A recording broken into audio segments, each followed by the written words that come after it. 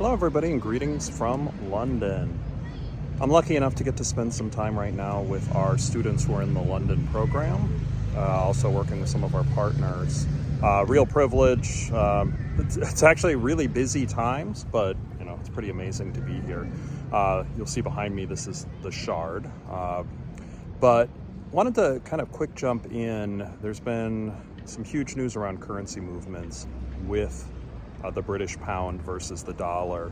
A lot of economists are talking about why it happened. Economic policies that were proposed caused some shifts. I want to move past that. You can find some others, and I'll put a couple links to economists talking about it in the description. But I want to kind of give a short lesson on the consequences that happen when a currency depreciates or appreciates. So to simplify matters, let's just think about the British pound versus the US dollar. So the British pound versus the US dollar. What's happened over the past year, it used to cost about $1.35 to buy a British pound, so $1.35 to buy a British pound. Now it costs under $1.10. An absolutely massive change in 1 year. So what happens when a currency depreciates like this?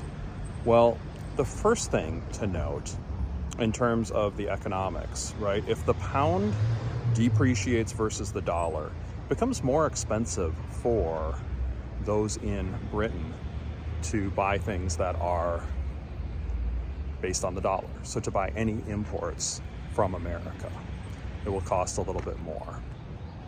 So that's kind of lesson number one. So if it costs more for Britons to import products, they're going to be buying more domestically.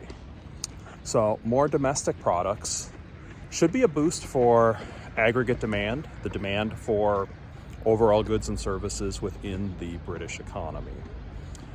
Second, you would expect then, relatedly, it will be much cheaper for Americans to buy things in Britain.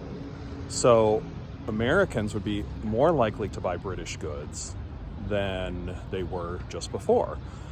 For example, I'm over here right now. If there was something that cost £10 1 year ago, that would have cost me $13.50. This year it costs about $1.10, or I'm sorry, 10 pounds, $13.50. Now it costs under $11. It's a pretty dramatic change. So you would expect more Americans to import British goods, which would also increase demand. Aggregate demand should lead to increased jobs, increased wages for British workers. Third thing that you would expect is you would actually expect more foreign investment in British companies, British land. Because the pound is so cheap, right? An American dollar can buy more of it.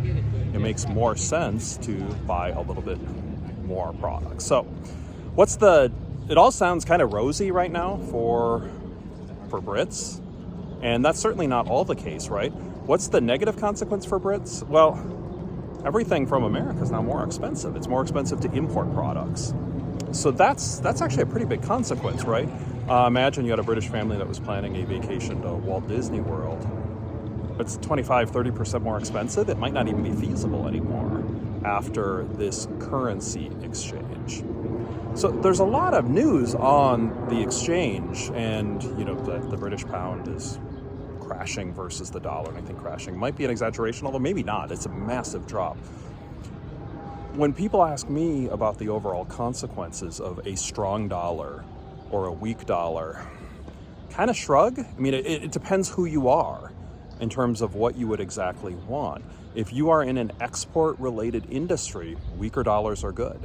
And in fact, there has been times where the U.S. has criticized the Chinese government for devaluing Chinese currency. Why? Because then it makes it tougher for Chinese consumers to buy American products or products from anywhere else in the world. You would think strong, we want a strong dollar, who doesn't want something to be strong? It does help you afford more foreign goods, but it also can drop the demand. So, very short introductory lesson. Wanted to go through a few points here. Hope this was helpful. Cheers from London, and I'll see you in the next video.